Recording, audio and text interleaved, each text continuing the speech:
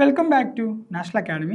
ഇന്നത്തെ ഒരു സെഷനിൽ നമ്മൾ ഡിസ്കസ് ചെയ്യുന്നത് NIOS സെക്കൻഡറി വിദ്യാർത്ഥികൾക്കുള്ള ബേസിക് കമ്പ്യൂട്ടിംഗ് എന്ന് പറയുന്ന സബ്ജക്റ്റിലെ 7th ചാപ്റ്റർ ആയിട്ടുള്ള ഡിജിറ്റൽ സ്റ്റോറേജ് എന്ന് പറയുന്ന ചാപ്റ്ററിനെ കുറിച്ചാണ്. അപ്പോൾ ഒരു ചാപ്റ്ററിൻ്റെ ചെറിയൊരു ഭാഗം നമുക്ക് എന്ത് ചെയ്യാം, ഈ ഒരു സെഷനിൽ നമുക്ക് ഡിസ്കസ് ചെയ്യാം. അപ്പോൾ ഈ ഒരു ചാപ്റ്ററിൽ പറയുന്നത് ഡിജിറ്റൽ സ്റ്റോറേജ് ഡിവൈസസുകളെ കുറിച്ചാണ്.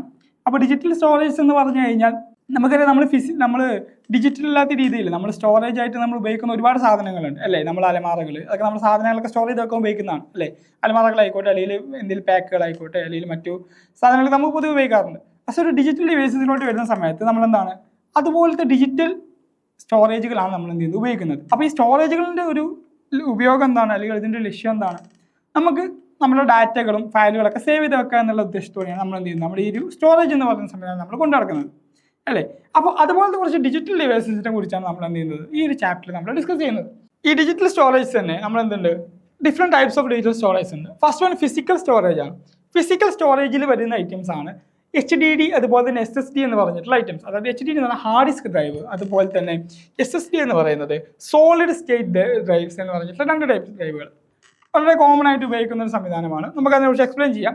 അതുപോലെ തന്നെ പിന്നെ ക്ലൗഡ് സ്റ്റോറേജ് ഡിവൈസ് ആണ് വരുന്നത്. ഇന്റർനെറ്റിന്റെ സഹായത്തോടു കൂടി കിട്ടുന്ന ഒരു ഡാറ്റ സ്റ്റോറേജ് സംവിധാനമാണ് ക്ലൗഡ് സ്റ്റോറേജ് എന്ന് പറയുന്നത്. ഓക്കെ, അതുപോലെ തന്നെ പിന്നെ ഒപ്റ്റിക്കൽ സ്റ്റോറേജ് ആണ്. നമ്മുടെ മറ്റു ഒപ്റ്റിക്കൽ ഡിസ്കുകളായിട്ടുള്ള CD-കൾ, DVD-കൾ, അതുപോലെ തന്നെ ബ്ലൂറേ ഡിസ്കുകൾ പോലത്തെ മറ്റു സംവിധാനങ്ങളാണ്. ഇത്തരം സംവിധാനങ്ങളാണ് നമുക്ക് ഡിജിറ്റൽ സ്റ്റോറേജ് ഡിവൈസസ് അല്ലെങ്കിൽ ഡിജിറ്റൽ സ്റ്റോറേജുകളായിട്ട് നമുക്ക് ഇപ്പോൾ നിലവിൽ നമുക്ക് ആക്സസ് ആയിട്ടുള്ളത്. ഓക്കെ, അപ്പോൾ നമുക്ക് അതിലെ പ്രധാനപ്പെട്ട സംവിധാനമായിട്ടുള്ള ഹാർഡ് ഡിസ്ക് ഡ്രൈവിനെ കുറിച്ച് ആദ്യം സംസാരിക്കാം.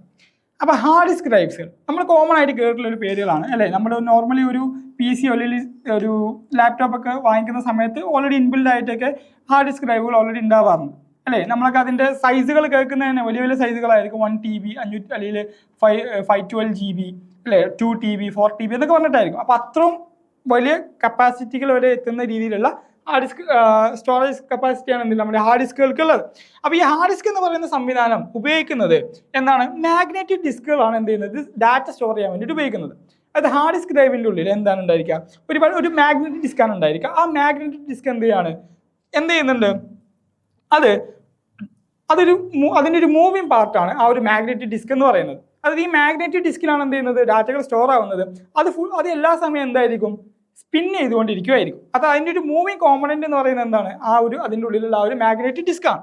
ഓക്കെ, അതുകൊണ്ട് തന്നെ ഇതൊരു ഫിസിക്കൽ സാധനം ആയതുകൊണ്ട് തന്നെ, അതുപോലെ തന്നെ ഇതൊരു ഫുൾ ടൈം ഇങ്ങനെ ഒരു ഫിസിക്കൽ കോമ്പണന്റ് ആയതുകൊണ്ട് തന്നെ, ഒരു മൂവിങ് കോമ്പണന്റ് ആയതുകൊണ്ട് തന്നെ ഇതിന് ആക്സസ് ടൈം നമ്മുടെ മറ്റൊരു സ്റ്റോറേജ് ഡിവൈസ് ആയിട്ടുള്ള SSD യെക്കാട്ടിലും കുറവാണെന്നാണ് പറയുന്നത്. അതായത് അപ്പോൾ ഇതിന്റെ ആക്സസ് ടൈം സ്ലോ ആണ് എന്നാണ് പറയുന്നത്.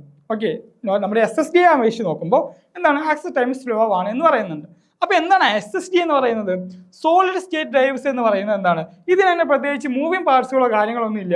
ഇതെന്താ സംഭവിക്കുന്നത്, ഇത് ഫ്ലാഷ് മെമ്മറികളാണ്. ഫ്ലാഷ് മെമ്മറിയാണ് ഡാറ്റ സ്റ്റോർ ചെയ്യാൻ വേണ്ടിയിട്ട് SSDs ഉപയോഗിക്കുന്നത്, ഫ്ലാഷ് മെമ്മറികൾ. അതുപോലെ തന്നെ ഇതിന് ഫാസ്റ്റർ ഡാറ്റ ആക്സസ് ഇതിനുണ്ട്. മൂവിങ് കോമ്പണൻസ് ഇല്ലാത്തത് കൊണ്ട് തന്നെ നമുക്ക് ഡാറ്റകളൊക്കെ ആക്സസ് ചെയ്യാൻ വളരെ ഫാസ്റ്റ് ആയിട്ട് സാധിക്കുന്നു പറയുന്നുണ്ട്. നമ്മൾ തന്നെ ഒരുപാട് പേര് പറഞ്ഞു കേട്ടിട്ടുണ്ടാവും. ഞാനിപ്പോൾ അടുത്ത് എൻ്റെ ഹാർഡ് ഡിസ്കിൽ നിന്ന് എന്ത് ചെയ്തു, SSD-യിലോട്ട് കൺവേർട്ട് ചെയ്തു. ഇപ്പോൾ സിസ്റ്റം ഒന്ന് സ്പീഡ് ആയിട്ടുണ്ട്. അതൊക്കെ കാരണം ഇതാണ്. ഓക്കെ, അതുപോലെ തന്നെ പിന്നീട് നമ്മൾ പറഞ്ഞിട്ടുണ്ടായിരുന്ന ഒരു സ്റ്റോറേജ് ഡിവൈസ് ആണ് ഒരു ഡിജിറ്റൽ സ്റ്റോറേജ് ആണ് ക്ലൗഡ് സ്റ്റോറേജ് എന്ന് പറഞ്ഞിട്ട്. ക്ലൗഡ് സ്റ്റോറേജ് നമ്മൾ ഒരുപാട് പേര് ഉപയോഗിക്കുന്ന ഒരു സംവിധാനമാണ്. നമ്മൾ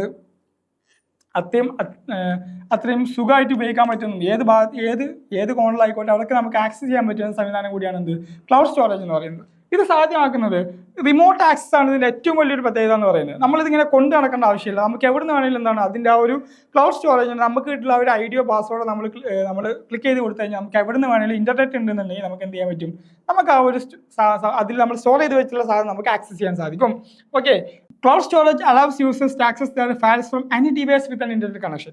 ഇന്റർനെറ്റ് കണക്ഷൻ ഏത് ഡിവൈസിനും നമുക്ക് ആക്സസ് ചെയ്യാൻ പറ്റും. അതുപോലെ തന്നെ സ്കെയിലബിൾ കപ്പാസിറ്റിയാണ്. നമുക്ക് ആവശ്യങ്ങൾ സെൻസ് എത്ര വേണമെങ്കിലും നമുക്ക് എന്ത് ചെയ്യാൻ പറ്റും, ഇതിന്റെ കപ്പാസിറ്റി നമുക്ക് കൂട്ടാൻ സാധിക്കും. ഓക്കെ, നമുക്ക് അതിൻ്റെതായിട്ടുള്ള പേയ്മെന്റ് കാര്യങ്ങൾ അതിനുണ്ടായിരിക്കും. എന്നാലും നമുക്ക് ഗണ്യമായ രീതിയിൽ നമുക്ക് എന്ത് ചെയ്യാൻ പറ്റും, നമുക്ക് അതിനെ കൂട്ടിക്കൊണ്ടുപോകാൻ സാധിക്കും എന്നാണ് പറയുന്നത്. അതുപോലെ തന്നെ ഡാറ്റ ബാക്കപ്സ് ആണ്. Cloud storage provides an additional layer of data protection and backup for users. അതുപോലെ തന്നെ ബാക്കപ്പ് ഓപ്ഷൻസുകളും കൂടി ക്ലൗഡ് സ്റ്റോറേജിൽ അവൈലബിൾ ആണെന്ന് പറയുന്നത്. അതുപോലെ തന്നെ ഈ ഒരു ക്ലൗഡ് സ്റ്റോറേജ് വർക്ക് ചെയ്യുന്നത് സബ്സ്ക്രിപ്ഷൻ ബേസിലാണ്. നമ്മളൊരു നിശ്ചിത കാലയളവിൽ നമ്മൾ എന്ത് ചെയ്തിരുന്നു, നമ്മളൊരു ഇപ്പോൾ ഒരു മാസത്തിന് ഇത്ര രൂപ എന്നുള്ള രൂപത്തിലായിരിക്കും നമ്മൾ ഇതിന് കൊടുക്കേണ്ടി വരിക. നമ്മൾ ഇതുപോലത്തെ SST ആണെങ്കിലും HDD ആണെങ്കിലും നമ്മൾ അതിന് മേലിൽ ആദ്യം ചിലവഴിക്കുന്ന തുക മാത്രമേ അതിനൊരു എക്സ്പെൻസ് ആയിട്ട് വരത്തുള്ളൂ. പിന്നെ എത്ര കാലം നമുക്കത് കിട്ടുന്നതനുസരിച്ച് നമുക്കത് ഉപയോഗിക്കാം. പക്ഷേ ക്ലൗഡ് സ്റ്റോറേജ് അങ്ങനെയല്ല. എന്താണ്, ഒരു നിശ്ചിത കാലയളവിനുള്ള അമൗണ്ട് നമ്മൾ ആദ്യം കൊടുക്കണം. ആ ഒരു കാലയളവ് കഴിഞ്ഞ് കഴിഞ്ഞാൽ അടുത്തത് വീണ്ടും കൊടുക്കണം. അങ്ങനെ ഒരു സബ്സ്ക്രിപ്ഷൻ ബേസ് ആയിട്ടാണ് എന്ത് ചെയ്യുന്നത്, ക്ലൗഡ് സ്റ്റോറേജ് പോകുന്നത് എന്നാണ്. പിന്നെ ഇതിൽ പറയുന്ന ഒരു കാര്യം ഒപ്റ്റിക്കൽ സ്റ്റോറേജുകളെ കുറിച്ചാണ്. CDs, DVDs, ബ്ലൂറേ പോലത്തെ കാര്യങ്ങളൊക്കെയാണ് അതിലുള്ളത്. നമ്മൾ നോർമലി കോമ്പാക്ട് ഡിസ്കുകൾ, ഓക്കെ, അതുപോലെ തന്നെ ഡിജിറ്റൽ വെർസറ്റൈൽ ഡിസ്കുകൾ, DVDs പോലത്തെ കാര്യങ്ങളൊക്കെയാണ് പിന്നെ നമുക്കൊരു സ്റ്റോറേജ് ഡിവൈസ് ആയിട്ടുള്ളത്. അപ്പോൾ ഇത്തരം കാര്യങ്ങളൊക്കെയാണ് നമുക്ക് ഈ ഒരു ചാപ്റ്ററിൽ ചർച്ച ചെയ്യുന്നത്. വളരെ സിമ്പിൾ ആയിട്ടുള്ള, വളരെ ബേസിക് ആയിട്ടുള്ള കുറച്ച് കാര്യങ്ങൾ ചർച്ച ചെയ്യുന്ന ഒരു ചാപ്റ്ററാണ് ഈ ഒരു ചാപ്റ്റർ. ഓക്കെ, അപ്പോൾ ഇതിൽ കുറച്ചുകൂടി അഡ്വാൻസ്ഡ് ആയിട്ടുള്ള കാര്യം കൂടി നമുക്ക് എന്ത് ചെയ്യാനുണ്ട്, നമുക്ക് ഈ ചാപ്റ്ററിൽ ചർച്ച ചെയ്യാനുണ്ട്.